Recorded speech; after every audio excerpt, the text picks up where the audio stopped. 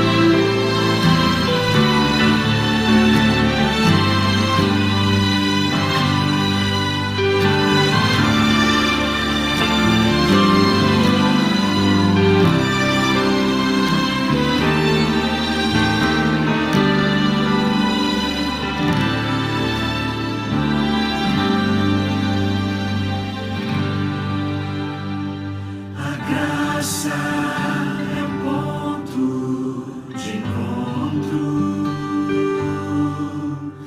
lugar onde os fardos se espalham no chão, onde todo que chega cansado, tranquilo, descansa o seu coração. A graça se explica em uma cruz. Lá eu posso entender o que o céu me traduz. A morte era minha sentença, mas agora sou livre em Jesus.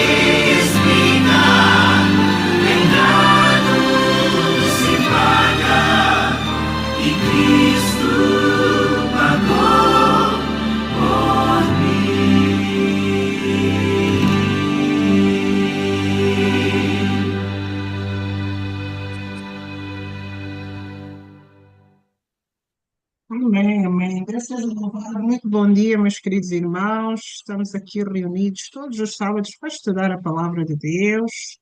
Louvado seja Deus pelo seu e pelo meu despertar. Neste momento vamos aqui dar início ao nosso estudo com o professor Coragem. Mara Patrícia, leva-nos em oração, por favor, convidando a presença do Santo Espírito sobre nós, por favor. Oremos. Amém.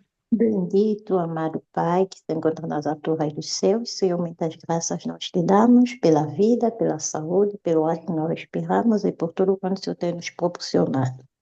Papai do céu, eis-nos aqui diante da tua face, unidos, ó Pai, nosso pensamento, nosso objetivo de conhecer mais a Ti. O Senhor disse nas tuas palavras que onde estarão dois ou três reunidos a falar do teu santo nome, então o Senhor estará presente. É com essa esperança, essa certeza que o Senhor está no nosso meio. Por isso nós estamos aqui suplicando que o Senhor possa nos esvaziar de forma com que o teu divino Espírito Santo possa nos encher. Ajuda-nos a entender a tua palavra e a partilhar com as pessoas que ainda não conhecem. No teu doce nome nós oramos. Amém. Amém. Obrigado, Professor irmão Patrícia. Coragem. Amém. Vamos lá. Bom, como vocês sabem, nós estamos na sequência. A proposta nossa hoje é o nosso terceiro encontro gravado, né?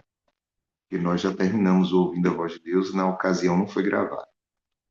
Bom, na sequência que nós temos, hoje nós vamos falar um pouco sobre o santuário. Provavelmente eu vou precisar de 2 aulas. Normalmente o santuário ocupa mais tempo, mas a nossa intenção é chegar no livro de Daniel. Então, para a gente não demorar muito para chegar em Daniel, nós vamos tentar focar no principal do santuário. Bom, aí, na semana passada, nós vimos Jesus precisando colocar os nossos pais ali fora do jardim, para ocupar e, enfim, trabalhar com a terra. E eu falei que eles saíram, está na Bíblia, Gênesis capítulo 3, ficavam ali pelo Oriente e tinham 2 querubins. Tinha um querubim, cada lado, tomando conta do caminho da árvore da vida. Bom, tendo essa imagem na mente, recordando que ambos participaram de um sacrifício. Antes dessa saída, nós abrimos o Êxodo. Claro que agora nós vamos fazer um resumo da saída do povo de Deus do Egito para Canaã. A intenção do nosso estudo, vocês vão perceber, é reler a Bíblia com esse viés nas profecias. Então, volta e meia, vocês vão ouvir algumas coisas aqui que você vai dizer, mas eu li essa parte e não enxergava assim. É porque depois que você estuda o santuário, você começa a ter uma visão mais interessante, profunda da Bíblia. Então vamos lá. Quando você abre em Êxodo, e a gente vai ler os tópicos, capítulo 1, aí você tem ali em Êxodo, capítulo 1, não vou citar nenhum versículo, só dando seguimento a essa compreensão conforme eu estou informando a vocês, para que vocês percebam a Bíblia assim. Então, ali nasce Moisés. Vai contar o nascimento de Moisés e tal. Moisés fica jovem, depois ele, homem, tem aquela briga ali que eles tentam apartar e acaba matando o egípcio. Depois é descoberto, ele foge, fica 40 anos no deserto. Ele vai viver ali com um descendente de Abraão, que era sacerdote de Midian, Reuel, Jetro. Em algumas versões é chamado de Reuel e outros de Jetro, que é a mesma pessoa. O fato é que, de repente, ele tem um encontro com Deus. E nesse encontro com Deus, naturalmente, o povo está sofrendo muito. E Deus, na sarça, ali no Monte Horebe, conversa com Moisés e dá uma ordem para que Moisés se apresente a Faraó. Escuta, você encontra essa história aí no capítulo 3. Então, você tem ali Deus falando com Moisés. Muito bem. Então Deus fala com Moisés, fala que está vendo a aflição do povo, etc, etc, etc. A partir daí, Moisés se encontra com Arão, e no capítulo 5 você vai encontrar Moisés indo falar com Faraó. Claro, Faraó, Deus já tinha avisado para Moisés: ó, Moisés, eu sou onipotente, onisciente, onipresente. E eu sei que Faraó não vai deixar que o meu povo saia de lá. Pregue.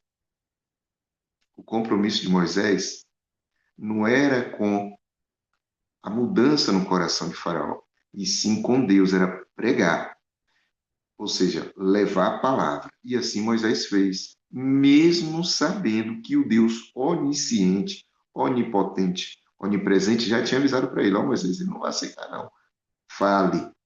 E assim Moisés foi. A partir do... Como foi que Faraó reagiu a isso? Ainda no capítulo 5 vai dizer: aumentou. Olha, eu preciso que vocês entendam isso. Isso nós vamos levar lá para o Apocalipse, capítulo 13. Uma hora nós vamos chegar em Apocalipse 13. Então, se você ler bem o que está escrito nesses primeiros 5 capítulos, você vai perceber que Faraó tirou do nosso povo a liberdade civil. Ai, professor, como assim? Ele fez o povo, transformou ou pegou aquele povo e o colocou numa condição de servidão. Bom, você vai ler em Gênesis, em Êxodo, Gênesis vai dizer 400 anos, numa conversa de Deus com Abraão, que a aflição do povo ficaria em cerca de 400 anos. Quando você abre o Êxodo, diz que foram 430, mas se você for lá para o livro de Atos, vai falar em 450. 3 épocas, 3 datas? Como é isso? 3 períodos de tempo? Isso é importante que vocês entendam também. Só que isso a gente vai retratar lá em Daniel, capítulo 7 em diante. Eu vou resgatar essa conversa nossa desses 3 períodos que apresenta: 400, 430, 450. E vou explicar por que a Bíblia apresenta esses três períodos de tempo em que eles ficaram lá. E também já quero anteceder aqui, de forma rápida, dizendo para vocês que eles não ficaram esse tempo todo como escravos. A aflição e a escravidão foram períodos aí que não são concomitantes. Ou seja, Abraão começou a sua aflição quando ele sai de Canaã, que vai para lá. E aí, depois de 215 anos, é Jacó que vai chegar lá, e depois o povo sai com Moisés e assim por diante. Isso nós vamos ver mais à frente. O tempo que o povo ficou escravo no Egito, equivalente um pouco mais de 2 gerações. Esses cálculos a gente também verá mais à frente. Não é o foco nesse momento, tá? Só estou comentando para que vocês saibam. Então, o que Faraó fez? Depois que José faleceu, então, enquanto José estava vivo, o clima era bom dentro do Egito, porque ele era o primeiro-ministro. Depois subiu um faraó que, claro que ele sabia da história de José, mas ele passou por cima.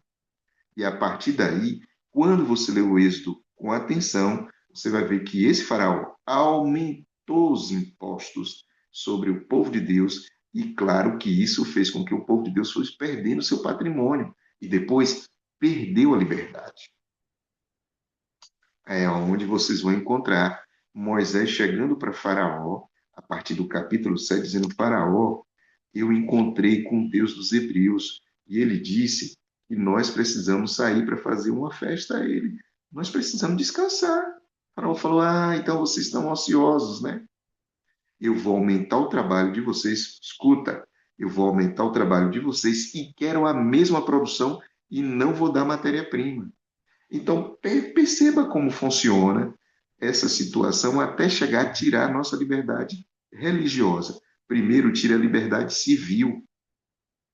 Você passa a ser servo de alguém, alguém vai ser o seu senhor.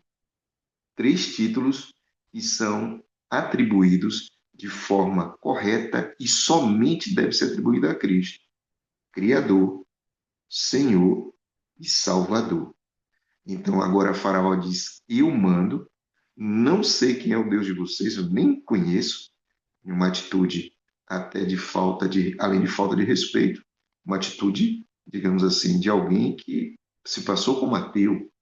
E o Egito, ao discorrer na continuação das profecias, vocês vão perceber que o Egito, que nós vamos tratar como o sul, entre o norte, que fica a Babilônia, e o sul, que fica o Egito em relação a Jerusalém. Em algum momento eu vou falar rei do sul, rei do norte. Então você já sabe por quê. O sul está ligado ao ateísmo, ou à falta de respeito a Deus. Mesmo o faraó dizia, em sua época, que ele era o próprio Deus. Então, pega a visão. O faraó dizia ser a encarnação do sol, e aí tem uma série de coisas, mas ele não reconhecia o Deus do céu. Deus falou com Moisés: Moisés, não vai ser fácil tirar o meu povo de lá. Então nós vamos mandar 10 pragas. Moisés apresentou sinais. Lembra? Na hora que ele estava conversando com Deus, Moisés não aceitou assim de forma rápida. Um papo grande entre Deus e Moisés. Moisés, joga o cajado no chão. Jogou. Pega na cauda. Pegou. Virou uma serpente, voltou a ser cajado. Põe a mão no peito, tira a mão do peito. Deus apresentou os sinais, Moisés levou esses primeiros sinais. Os anciãos, o povo de Deus ficou numa alegria. Chegou o tempo da libertação. Mas aí Moisés fez uma pergunta a Deus.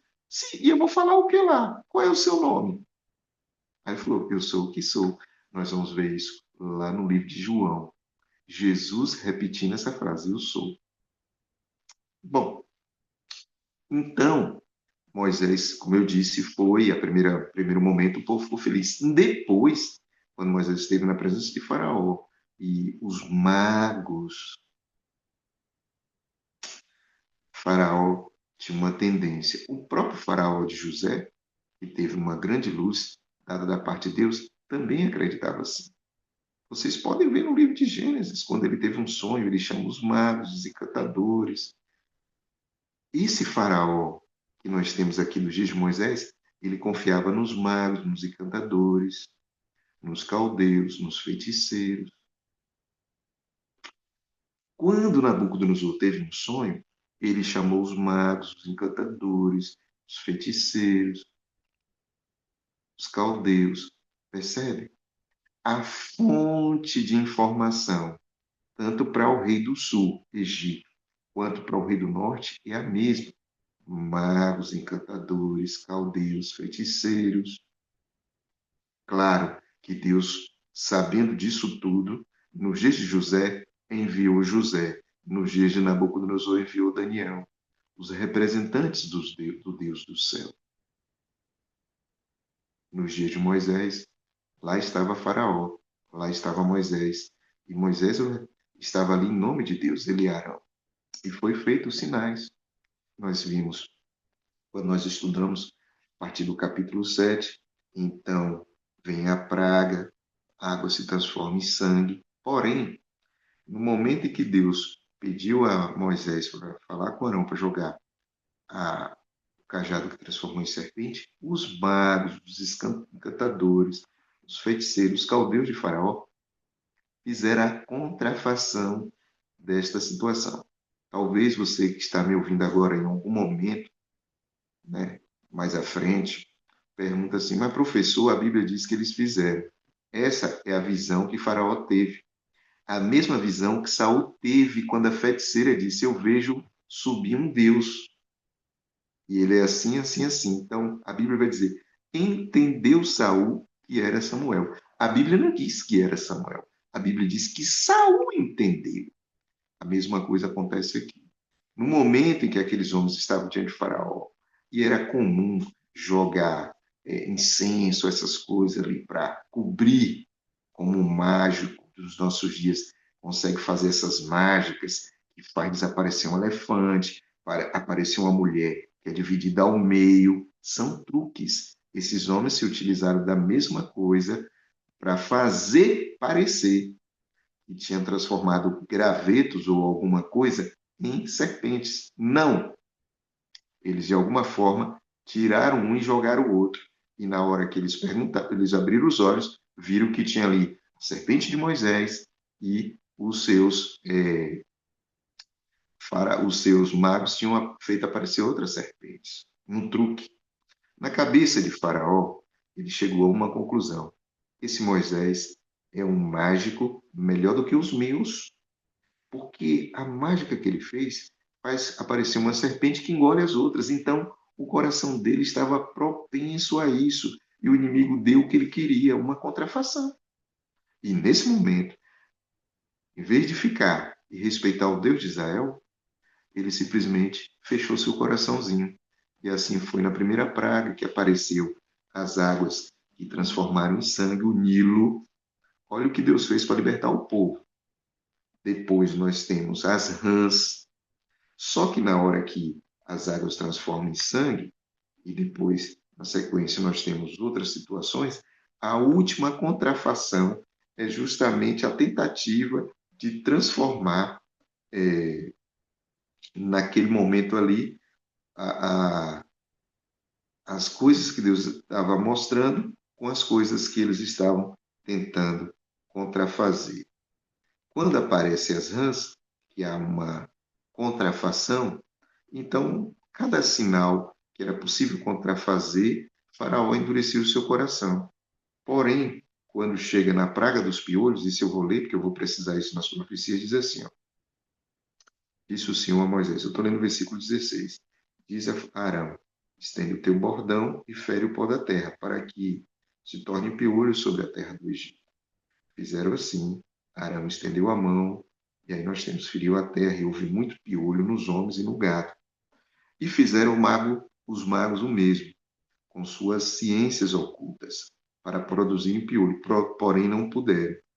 E havia piolho nos homens e no gado. Então disseram os magos a Faraó, isto é, o dedo de Deus. Então perceba que chegou o momento que os próprios magos, os encantadores, a solução do Egito virou para Faraó e falou, Faraó, olha, não é possível mais contrafazer.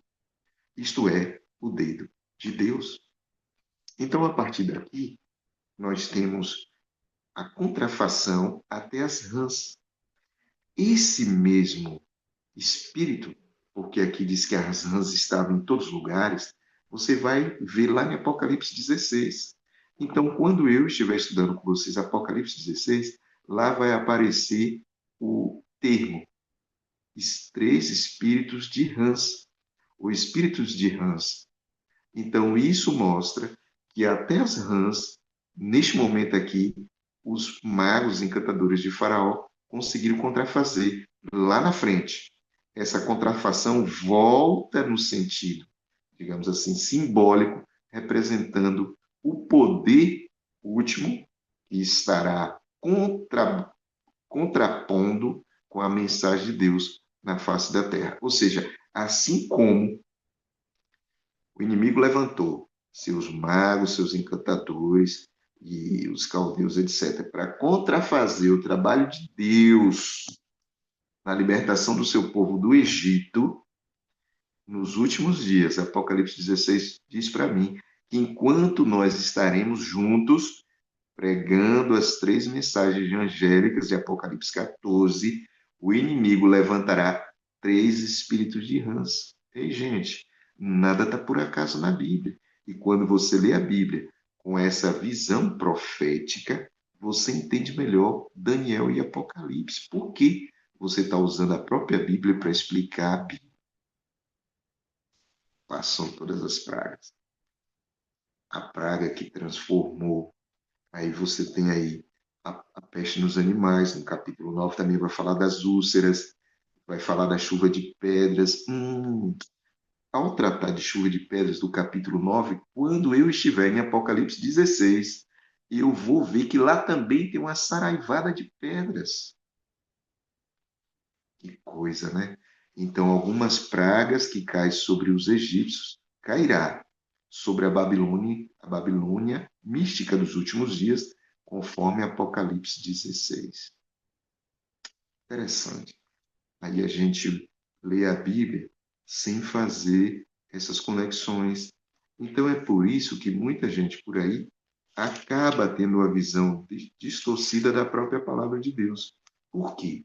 Porque não faz essa leitura vinculada, ligada, não tem esse liame, essa conexão que vai facilitar a compreensão. Chegamos agora ao capítulo 10, aí tem uns gafanhotos. No capítulo 10 eu vou falar isso. Estou passando rapidinho, porque eu preciso chegar ao santuário. No capítulo 10, tem a nona praga, que é trevas. As trevas cobriram o Egito. Quando você vai para Apocalipse, capítulo 16, você vai ver que em algum momento vai ter trevas sobre a Babilônia mística. Repetição.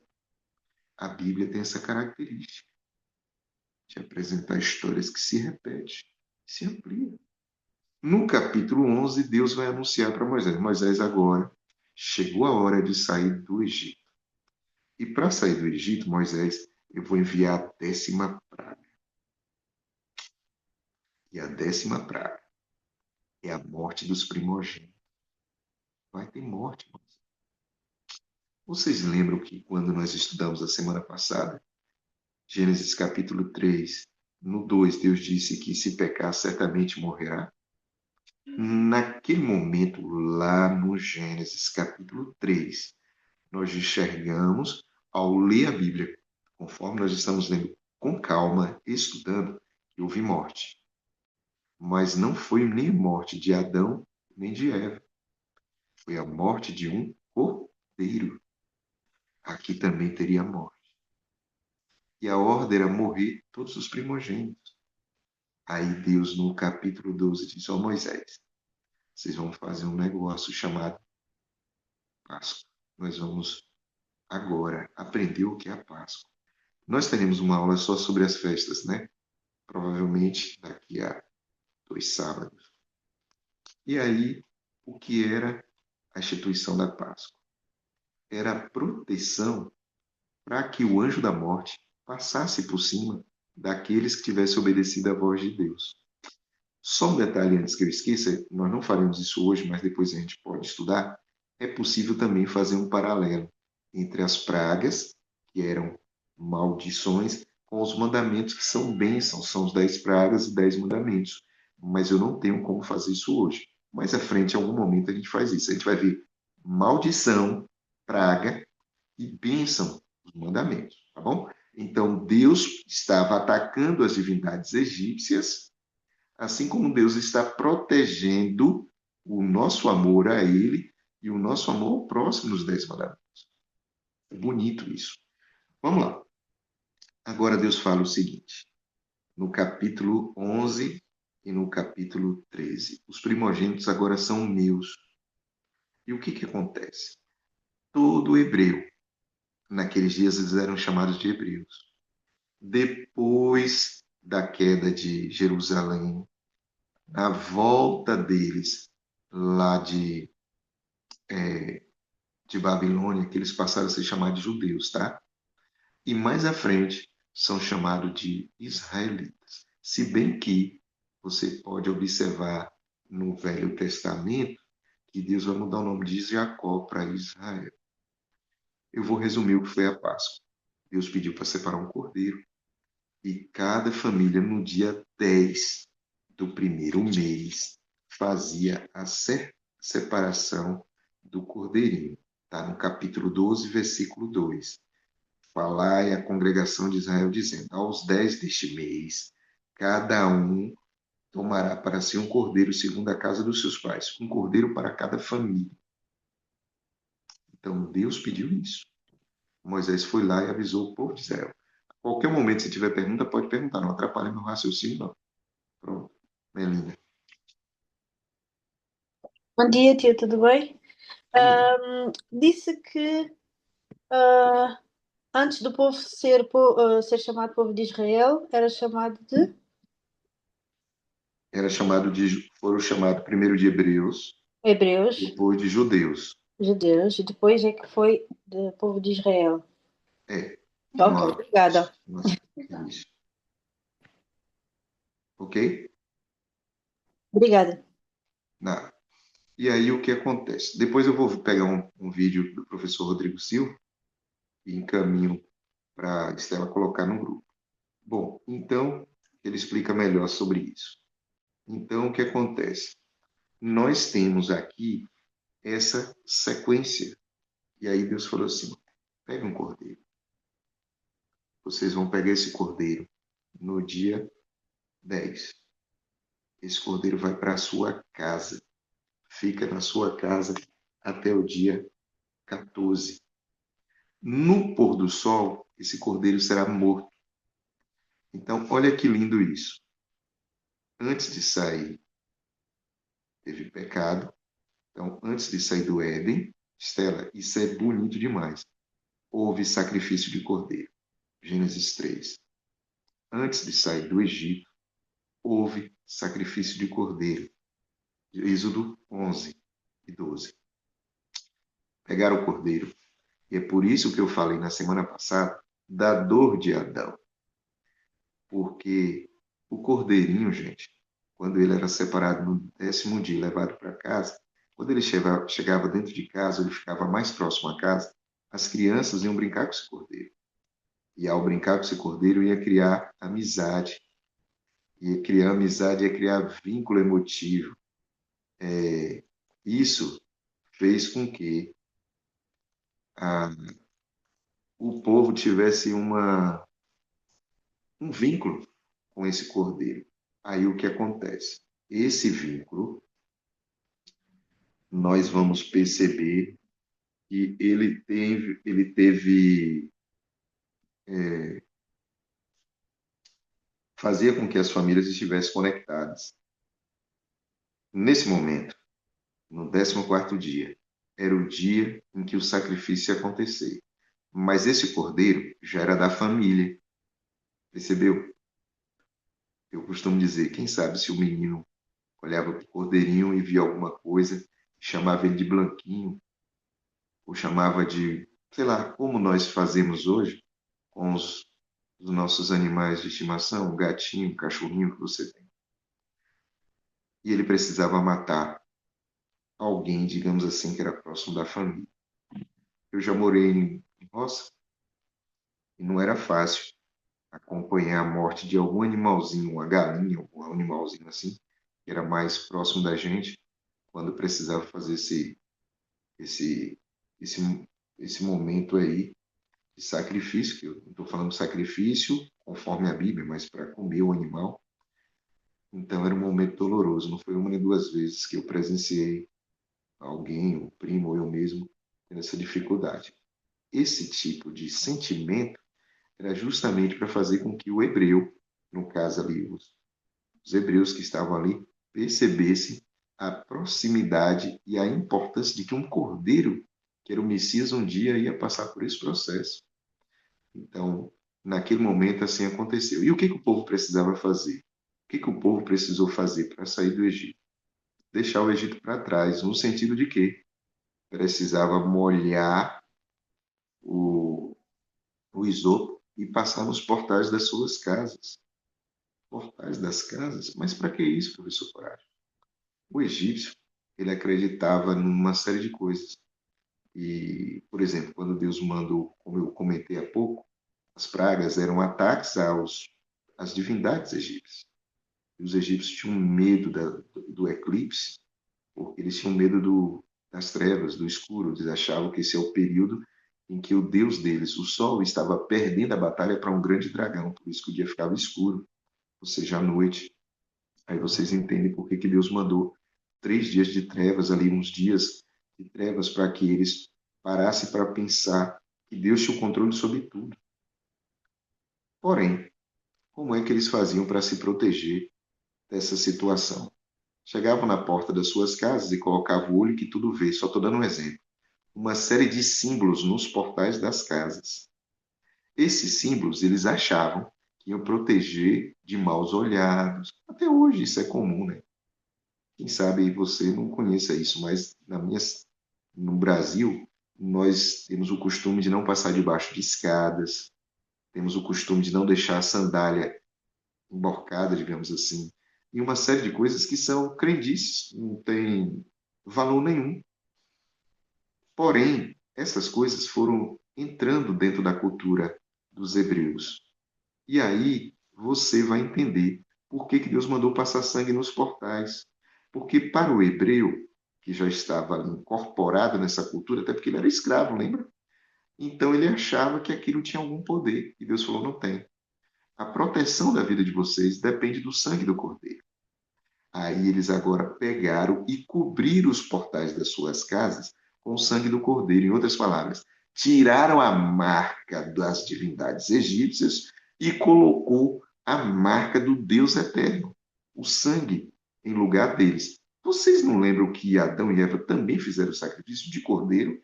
Agora eles estão aqui sacrificando o cordeiro para ir para a terra prometida. Nesse momento, ocorre outra coisa. Deus estabeleceu o seguinte: não vá, vocês podem acompanhar isso no Êxodo, tá? Quebrar o osso do animal. Por quê? Porque o Messias, quando estivesse na cruz, não teria ossos quebrados. Então, o animal era comido sem romper os ossos. Então, escuta.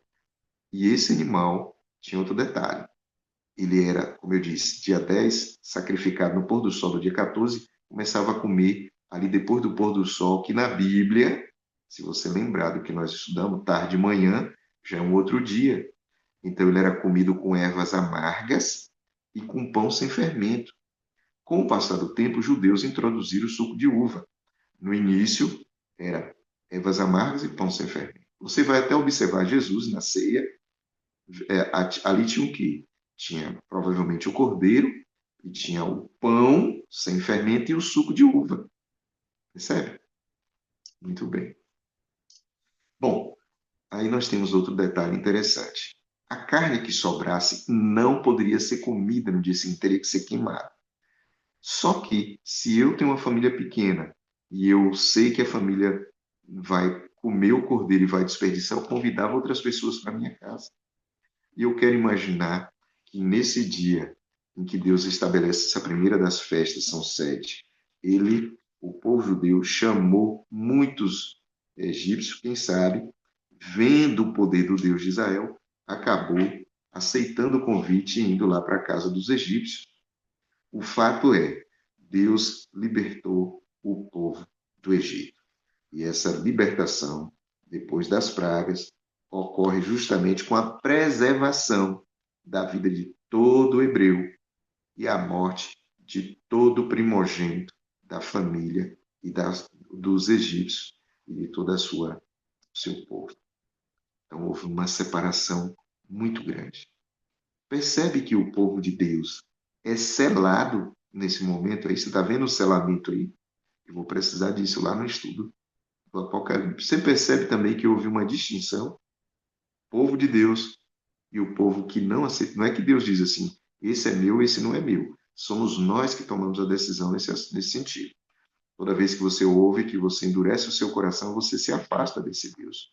Toda vez que você ouve, que você entende, compreende, você se aproxima desse Deus. E cada vez que você vai se aproximando, você vai recebendo, pouco a pouco, o selo de Deus, que é o batismo do Espírito Santo. Ele nos batiza e vai nos selando com aquilo que nós vamos aprender na continuação desse curso. A fidelidade a Deus. Isso é importante. Muito bem. Então, ali chegou o dia, chegou a noite, chegou o momento. Então, aqueles que seguiram a ordem de Deus cobriram suas portas, ou seja, tiraram o vínculo com o Egito e estavam estabelecendo o vínculo com Deus. E agora passa o juízo e elimina aqueles que são infiéis e mantém aqueles que são fiéis. Agora tem um detalhe. Se vocês pararem para perceber, vocês vão ver que em toda a casa teve morte. Seja ela casa de judeus, seja ela casa de egípcios. Em todas as casas teve morte. Parou para pensar? Na casa dos egípcios, a morte era dos primogênitos. Na casa dos judeus, a morte era do cordeiro. Então, lá no Éden, um cordeiro morre para que Adão tenha tempo para, digamos assim, uma sobrevida, para permitir que o Espírito Santo faça com que ele tenha um caráter como era no princípio. Aqui ocorre a mesma coisa. Morre um cordeiro para que o povo de Deus possa ter tempo para reajustar sua vida e, digamos assim, estar pronto para entrar em Canaã. Claro que nós já conhecemos essa história, né? Mas tempo todos tiveram. Sai do Egito, nós sabemos a história, ao atravessar o Mar Vermelho, Faraó e seu exército tentou perseguir, ali dizimou a nação dos egípcios, ou seja, destruindo o seu exército, o povo atravessa, e aí começa aquele processo de murmuração. Mas o fato é, quando eles estão atravessando, quando eles estão caminhando, então Deus primeiro mandou sacrificar. Eles sacrificaram. O povo agora atravessa o mar. No capítulo 15, vocês vão ver aí a alegria de Miriam e Moisés. Aí vem o capítulo 16.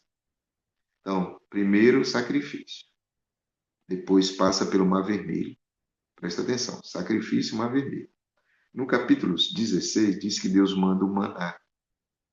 Então, agora Deus dá pão para esse povo.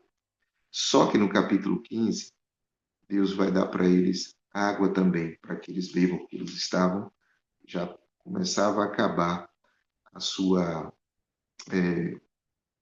suprimento de água.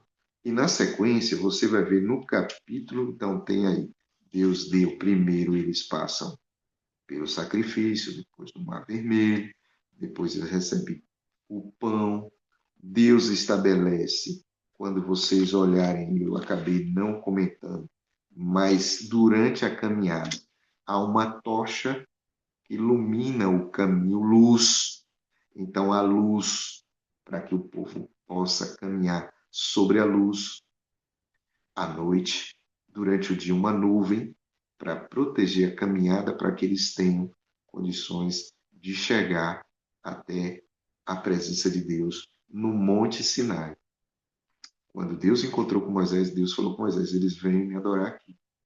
E eles chegaram no Monte Sinai, e a história é maravilhosa, porque no Monte Sinai, eles estão na presença do Deus eterno, e naquele momento em que eles estão na presença do Deus eterno, Deus apresenta para eles os mandamentos. Antes de Deus apresentar os mandamentos, vocês vão ler o capítulo 19.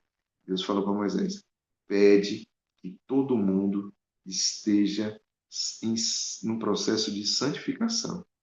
É por isso que Paulo vai dizer lá no Novo Testamento que sem santificação ninguém verá Deus. Então nós precisamos entender essa situação à luz da Bíblia. Então o que acontece aqui? O povo está lá embaixo e Moisés sobe com Arão para falar com Deus. O capítulo 19 descreve essa cena. Eu queria destacar algumas coisas que aconteceram nesse dia. Primeiro, no versículo, presta atenção, no versículo 6, eu estou no capítulo 19. No versículo 6, Deus diz assim, vocês serão um reino de sacerdote e povo santo. Êxodo, capítulo 19, versículo 6. Acompanha aí que eu preciso de tudo isso aí. Esse mesmo texto, de uma forma diferente, você vai encontrar na primeira carta que Pedro escreve no capítulo 2, versículo 9. Deus dizendo, vocês que estão aqui, nós que estamos estudando agora a Bíblia, somos geração eleita, sacerdócio real, nação santa. Presta atenção. Nesse momento, Deus fala com o povo, e Moisés chama o povo, chama todo mundo. Então o povo respondeu no versículo 8, tudo o que o Senhor tem falado, nós vamos fazer. Moisés relatou essas palavras do povo ao Senhor. Claro que Deus ouviu, mas Moisés estava confirmando aquela aceitação da ordem de Deus pelo povo de Deus. Deus, então, no versículo 10, Deus pediu a Moisés para falar com o povo para santificar, porque no terceiro dia eles teriam encontro com Deus, porque foi isso que Deus tinha conversado com Moisés, lembra? No início do Êxodo, e é isso que Moisés falou para Faraó. Eles precisam adorar a Deus, precisam ter encontro com Deus. Então, Faraó, aumentando os impostos, aumentando o trabalho, tirou a liberdade civil do povo e a liberdade religiosa. Por quê? Porque o povo já não podia adorar, já não podia descansar. Não existia esse negócio de trabalhar 6 dias e descansar 1. trabalhava todos os dias. Essa coisa vai se repetir no fim do mundo, em nossa geração. Os faraós, que aí você pode entender isso como os governantes desse mundo, os organismos internacionais, vão trabalhar para isso, para que nós tenhamos um Senhor. Esse Senhor não será Deus. Eles vão apresentar, e nós já vivemos num mundo assim, um Criador, que também não é Deus. E dizem que nós não precisamos de Salvador. Percebe? Aquilo que pertence a Cristo foi tirado nos dias dos hebreus e também será, pouco a pouco, tem sido tirado de nós. Bom, o versículo 16 diz que no terceiro dia, ao amanhecer, o povo viu trovões, relâmpagos, um sonido de buzina, e estremeceu todo o arraial. Essa situação se repetirá nos dias finais. Mas eu não vou antecipar muito do Apocalipse, que é para que vocês estejam aqui na Estela, toda manhã. O fato é, no versículo 18, o sonido de buzina foi crescendo cada vez mais, Moisés falava e Deus respondia em alta voz. Talvez você não parou para entender o versículo 19. Quem estava lá embaixo ouvia a voz de Deus. Presta atenção. Na sequência, Deus deu uma ordem no versículo 24. 23, o Senhor diz, o povo não pode subir. Versículo 24. Tu e Arão vai subir. Percebe? E aí, meus amigos, nossos irmãos, agora vão ouvir Deus falando com Moisés e escrevendo aquilo que nós conhecemos como os mandamentos de Deus. Presta atenção nessa leitura. Como é que começa o capítulo 20? Diz assim, eu sou o Senhor. Então aqui ele se apresenta como o quê? Como o Senhor, que te tirei da terra do Egito. Aquele é o Salvador. Quando ele diz, eu sou o Senhor, teu Deus, ele é uma referência ao Criador. E te tirei da casa da servidão. Vocês não têm outro Senhor a partir de agora. Agora eu sou o Senhor de vocês. Então aqui estão os três títulos de Cristo. Criador, Salvador e Senhor. Aí ele vai se apresentar, depois ele vai chegar lá no versículo 10, diz assim, ó, o sétimo dia é o sábado do teu Senhor. Olha que coisa interessante. E aí ele vem dizendo assim, ó, porque em 6 dias fez o Senhor. Então, se fez em 6 dias, ele é o Criador. Percebe? E ele diz o seguinte, o sétimo dia vocês vão descansar, porque o Senhor o abençoou e o santificou. Então, no quarto mandamento, nós temos os três títulos de Cristo, Criador, Salvador e Senhor. Assim como nós temos aí no versículo 2 do capítulo 20, quando ele inicia a apresentar os mandamentos. Muito bem. Terminou tudo isso, aí você tem o versículo 18. E todo o povo, o que o povo viu? Isso é Bíblia. Eu estou lendo Bíblia com vocês. Versículo 18 do capítulo 20. E todo o povo viu os trovões, os relâmpagos, ouviu o som da buzina, viu o monte pegando fogo, e o povo, vendo isso, retirou-se e correu. Estela, tu lembra o que aconteceu quando Jesus entrou no Éden? A Bíblia descreve o que no versículo 3, no capítulo 3? Que o povo ouviu Adão e Eva, a voz de Deus, e se escondeu. É uma repetição. Quando Deus aparece agora, depois de algum tempo, digamos assim, ao nosso povo que está no deserto, eles viram, eles ouviram. Sabe o que aconteceu? Em Chamaram Moisés. Apocalipse, irão pedir aos montes que caia sobre eles. Capítulo 6, isso mesmo. Essa A Estela já nossa jogou. Aí, menino, o que acontece? O povo cercou Moisés no versículo 19 e falou assim, Moisés, fala tu conosco e ouviremos, mas fala com Deus, para ele não falar conosco, para que nós não morramos. Gente, como seria bom se vocês estivessem ouvindo agora o próprio Deus dando estudo para vocês, não é? Mas naquele tempo, Deus estava tentando fazer isso e o povo falou: não, não, não, não, Deus, não, não, não. Fala com Moisés. E Moisés fala para a gente: nós estamos com medo do Senhor. Quando o Senhor fala, treme tudo. Vem trovão, relâmpago, essas coisas. O povo se reuniu e falou isso para Moisés. Gente, e Deus é obediente, vocês estão vendo? Moisés falou no versículo 20: oh, não tem medo de Deus, não. Ei, Gênesis 3. Ouvi a sua voz e tive medo, por isso me escondi. Diga, Melina. Podemos considerar que o povo estava com temor? Sim, sim. Lembra? Gênesis 3, Adão e Eva. Adão foi sincero para Deus. Quando eu ouvi a sua voz, eu tive medo. O povo ouviu a voz de Deus e falou o quê? Tivemos medo. Então estamos com medo. Percebeu? Hoje é a mesma coisa. A Bíblia é viva. É uma história que se repete e se amplia. Aí vem o versículo 20. Moisés falou assim: não tenha medo de Deus, não. Deus veio para vos provar, para que o seu temor esteja diante de vós, para que não pequeis. Lá em Apocalipse 14, nós vamos aprender que a mensagem diz assim, temei a Deus e dai-lhe glória.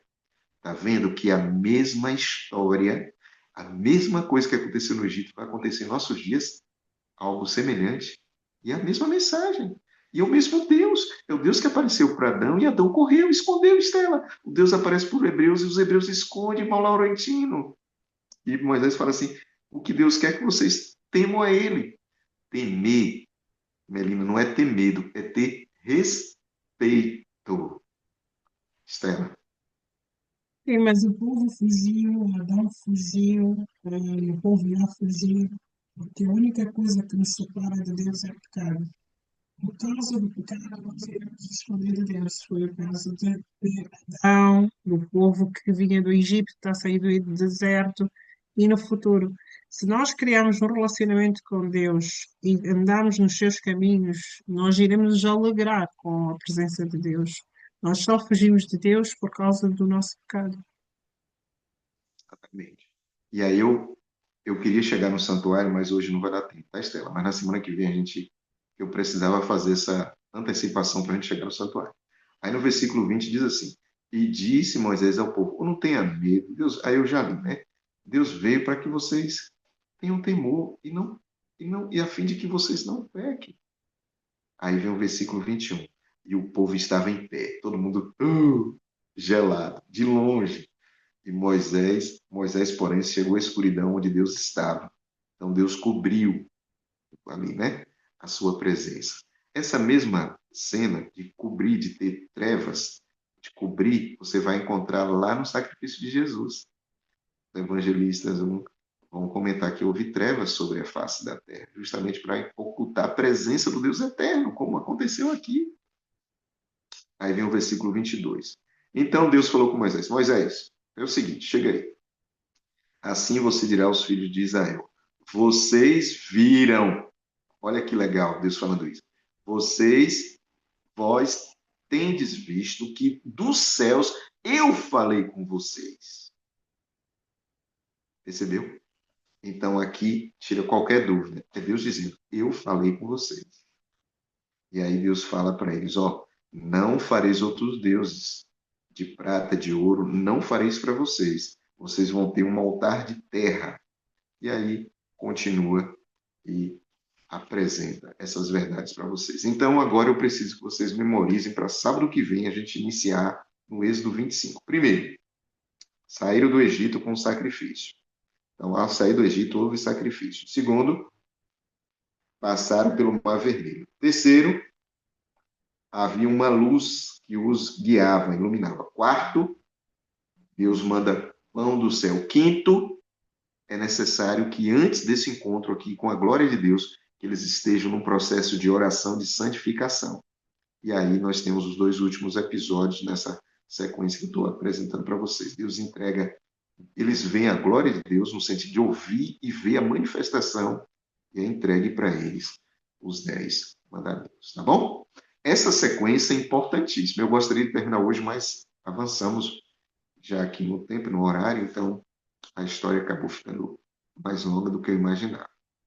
Bom, acabei falando muito hoje, vocês quase não participaram. Se alguém quiser fazer alguma pergunta, algum comentário, esse é o momento. E logo após, nós vamos encerrar com uma oração. Alguém gostaria de comentar alguma coisa? Não, eu só queria, irmão Coragem, a todos bom dia, que ainda não falei nada hoje. Ah, queria fazer, acho que, dar um resumo daquilo que eu entendi da palavra de hoje, é que a nossa natureza pecaminosa vai estar sempre presente. Então nós devemos todos os dias e a todos os momentos tentar nos santificarmos ou nos santificarmos perante o Senhor. Porque isso é a prova. O povo teve mais de 400 anos de escravidão. Passou pelo que passou no deserto. Viu as maravilhas que viu e ainda assim, quando faltou um pouco ou quando deixaram de ver alguma outra maravilha feita pelo Senhor, eles começaram a adorar outros deuses. Então, esqueceram-se de tudo aquilo que eles tinham vivido, tudo aquilo que lhes levou à libertação e começaram a adorar outros deuses. E quando aconteceu essa situação, eles tiveram medo porque eles sabiam daquilo em que eles andavam, as coisas que eles estavam a fazer no momento. Porque se fosse algo, como é que eu diria, para ter mesmo medo, Moisés também teria, mas como Moisés caminhava junto do Senhor, ele sabia que aquilo não tinha mal nenhum. Mas já o povo, como estava a construir altares, estava a adorar outros deuses, sentiu medo porque eles sabiam que estavam em pecado. Então acho que, apesar da nossa natureza, nós devemos nos santificar todos os dias. Perfeito. Isso mesmo. Mais alguém? E continuando aquilo que o Lau estava a dizer, e muitas vezes isso vai nos acontecer, muitas vezes nós não vamos sentir a presença de Deus, nós não vamos sentir, digamos que Ele não nos vai, vamos muitas vezes orar por uma mensagem, por uma direção, e Ele simplesmente vai estar em silêncio, exatamente como aconteceu com o povo, para ver até que ponto é que nós estamos firmes, sim, e até que ponto é que nós confiamos que Ele tudo vê, que Ele tudo cuida, que Ele está no comando. Então, que possamos acreditar que Deus está no controle de tudo da nossa vida. Nós só temos que confiar, acreditar, ter fé, que no fim tudo ficará bem. Muito bem. Isso mesmo. Eu vou pedir só para vocês anotarem uns textos, para que não fique dúvida. No capítulo. Cadê, meu Deus? No capítulo de Êxodo 1:1, aquele já são chamados ali de filhos de Israel. Então, o termo hebreu é uma referência feita a Abraão. Nós vamos encontrar essa referência feita a Abraão. Então, Abraão ele é chamado Laurentino, por favor.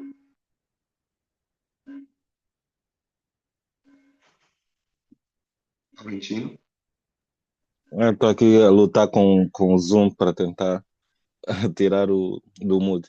Eu lembrei agora de uma coisa, assim, irmão Coragem, porque eu também tenho estudado esses dias o Êxodo, e eu estava a ler e chega um momento que Moisés vai falar com Jetro, que era seu sogro, e o seu sogro lhe instrui que ele determine ou instrua maiorais de 1000, de 100 e de 10. Eu não entendi muito bem essa parte e fiquei um pouco confuso porque é que Jetro estava a passar essa mensagem a Moisés e depois disse que Deus lhe abençoaria caso ele fizesse isso. Explica agora. Só porque Melina me perguntou, anota aí, Melina. Ou, por favor, Estela, coloca aí. Gênesis 14:13. Gênesis 14:13. Abraão é chamado de hebreu. Êxodo 1:1. Os filhos de Jacó são chamados de filhos de Israel. E segundo Reis Coragem, dá-me só um segundo. Gênesis 14, 13, Abraão é 13. chamado de hebreu. Ok? Abrão, no caso, né? Depois nós temos Êxodo 1:1. Os filhos de Jacó são chamados de filhos de Israel. Uhum.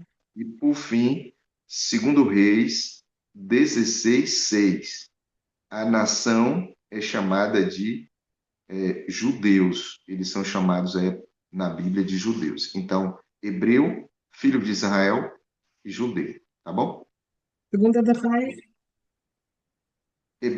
Anote. Colocou aí, Estela? Gênesis Gênesis 14, 13. Êxodo 1, 1. E segunda de isso, Reis. 16:6. Bem, Tá a bom? explicação para. Eu já apanhei lá um vídeo do nosso mano Rodrigo, já coloquei lá no grupo. Isso, ótimo, perfeito. E Né? aí pode ter se tiver uma outra variação, a gente pode confiar que o professor Rodrigo Silva é muito conhecedor tanto da história, da historicidade bíblica, como da história também atual de Israel. Irmão Laurentino, o que que acontece?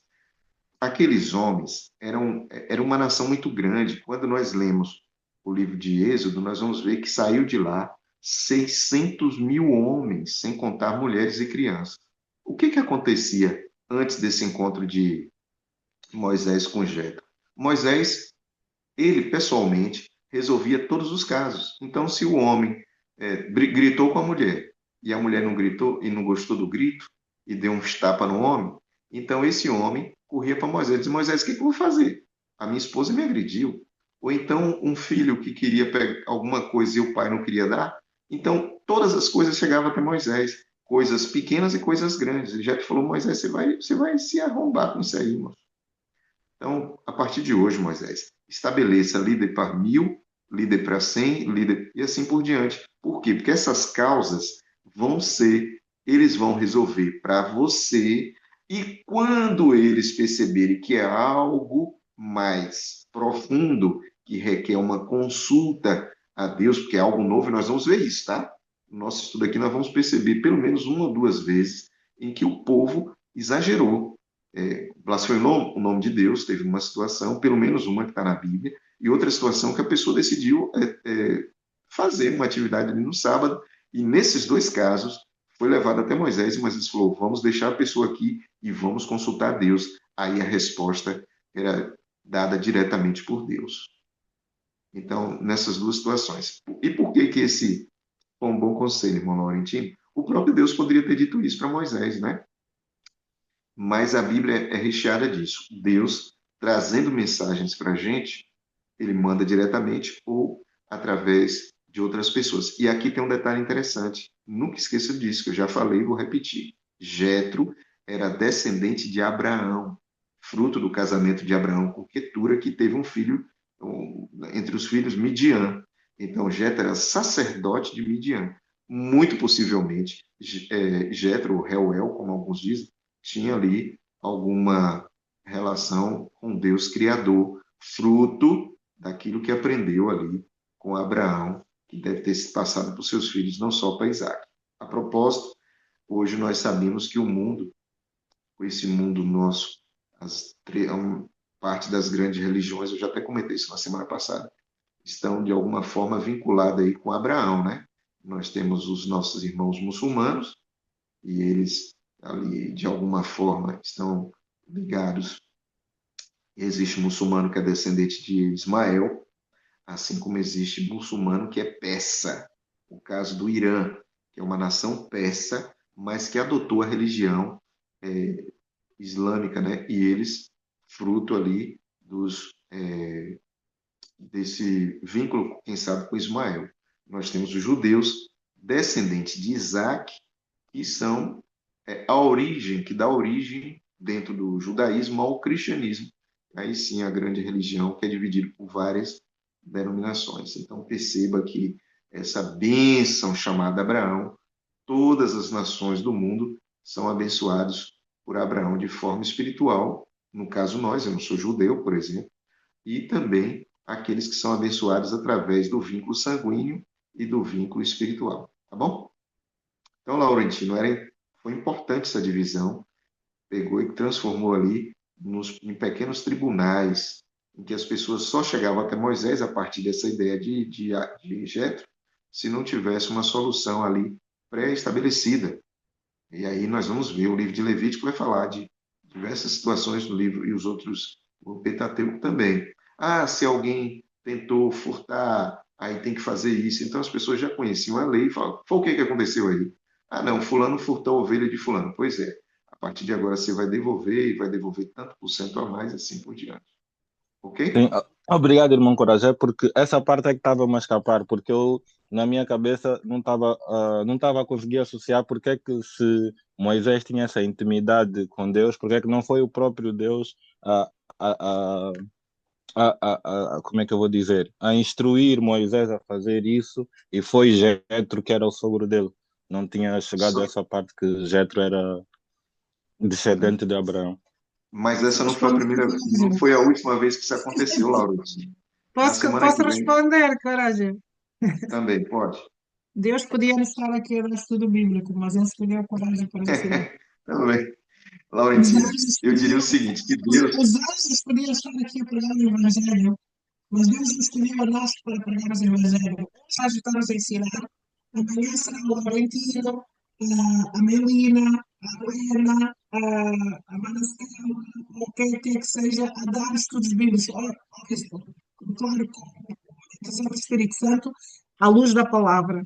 Mas Deus dá-nos essa bênção. É a mesma coisa que Deus usou Jetro e usou os profetas todos para nos trazer as mensagens que hoje chegamos. É o dividir para reinar. O rei é Deus, mas ele divide para que nós possamos ser comparticipantes desta obra maravilhosa. É assim que eu entendo. Não sei se está isso aí. certo ou por seu coragem. Perfeito, perfeito. Lembrando que, não respondendo na Bíblia, Laurentino, não foi a última vez que Deus fez isso com Moisés. Presta atenção.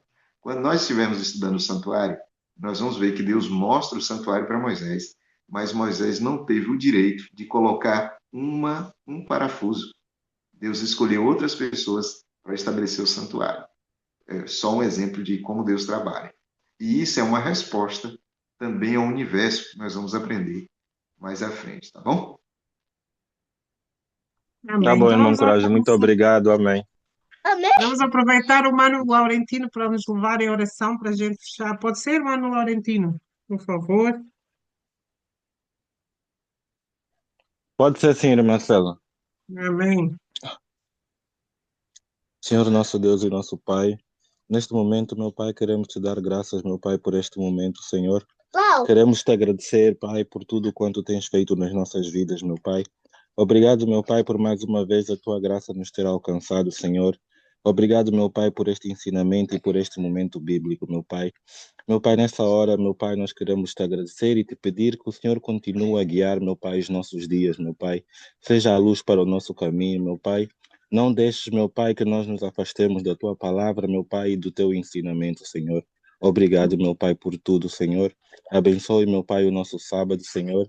Guia-nos, meu Pai, e instrua-nos, meu Pai, para que nós não possamos pecar contra ti, Senhor. Santifica, meu Pai, a nossa alma, meu Pai, e o nosso coração, Senhor. Nós entregamos, meu Pai, tudo aquilo que nós somos, tudo aquilo que nós seremos nas tuas mãos, confiando, meu Pai, plenamente no teu poder, meu Pai, e na tua ação, Senhor. Graças te damos por tudo e entregamos tudo nas tuas santas e gloriosas mãos. Em nome do Pai, do Filho e do Espírito Santo. Amém. Amém. Amém, amém. Obrigada. Amém. Volta aqui próximo sábado às 5 da manhã. Às 5